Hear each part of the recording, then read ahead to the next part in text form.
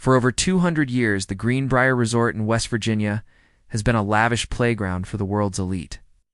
It's a sprawling world of golf courses and grand ballrooms that has hosted 28 U.S. presidents, not to mention royalty and countless celebrities. But for 30 of those years, the resort's most important feature wasn't the presidential suite. It was hidden 720 feet underground. Right behind a 25-ton blast door, the wealthy, powerful guests who strolled these halls, they had no clue. The staff who served them, they were sworn to secrecy.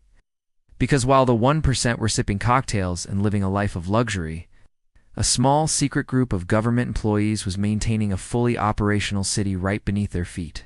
This city was waiting for a war that, thankfully, never came. This is the incredible story of how they hid a top-secret government bunker in plain sight. To understand why you'd build a secret city under a luxury hotel, we have to rewind to the 1950s. The Cold War was raging, and the threat of nuclear annihilation was a very real part of daily life.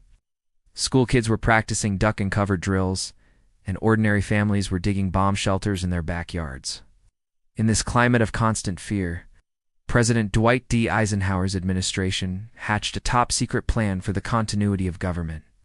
The idea was simple. If Washington, D.C. was ever attacked, the United States government had to survive. They needed a secret spot to house the entire U.S. Congress, a place secure enough to survive a nuclear blast, but close enough for a quick getaway. The location they picked was the Greenbrier, a resort far enough from Washington to be safe, but close enough for an escape. The whole operation was given a code name, Project Greek Island. In 1958, the resort announced a huge expansion, a brand new addition called the West Virginia Wing.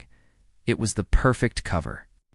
As construction crews dug 720 feet into the hillside, nobody suspected they were building anything more than new guest rooms and conference halls. For 3 decades, the deception was practically flawless.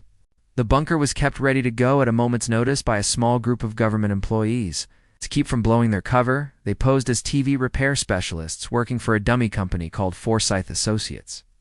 So, while hotel guests thought these guys were just there to fix their fuzzy television sets, they were actually maintaining a power plant, sophisticated communications gear, and the thousands of supplies needed to keep a hidden city alive.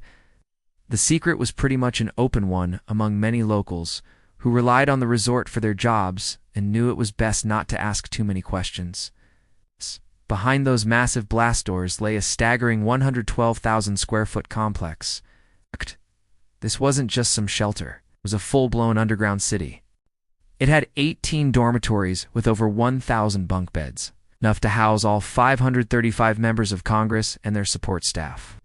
There was a fully equipped clinic with operating rooms, a pharmacy, and a cafeteria. It had its own power plant, huge water purification tanks, and a state-of-the-art communications center, which even included a television studio and recording booth so Congress could address the nation from their underground fortress. There were even separate dedicated chambers for the House of Representatives and the Senate to continue their work. Everything was in place, constantly updated, and ready to go.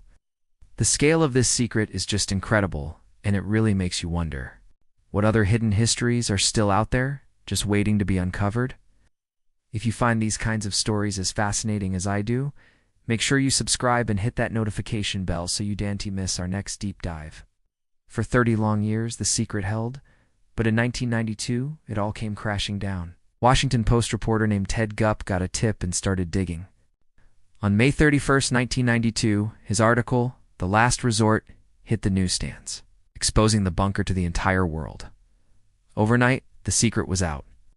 The bunker's whole mission depended on its location being unknown, so it was instantly useless. The public was stunned to learn that while they were practicing duck and cover, a secret escape plan had been built for their elected officials. Shortly after the story broke, the U.S. government officially decommissioned the facility and terminated its lease with the Greenbrier. Today, the bunker is anything but a secret. The government stripped it of all its sensitive equipment, and in 1995, the Greenbrier opened it up to the public for tours. Visitors can now walk right through the massive blast doors, see the decontamination chambers, and stand in the empty halls that were built for a crisis that never came. The story of the Greenbrier Bunker is so much more than just a Cold War relic. It is a monument to a forgotten time of intense fear and a testament to the unbelievable lengths people went to prepare for an unthinkable future. It's the story of a secret city, hidden beneath a world of absolute luxury. It quietly waited for a doomsday that, luckily for all of us, was never called.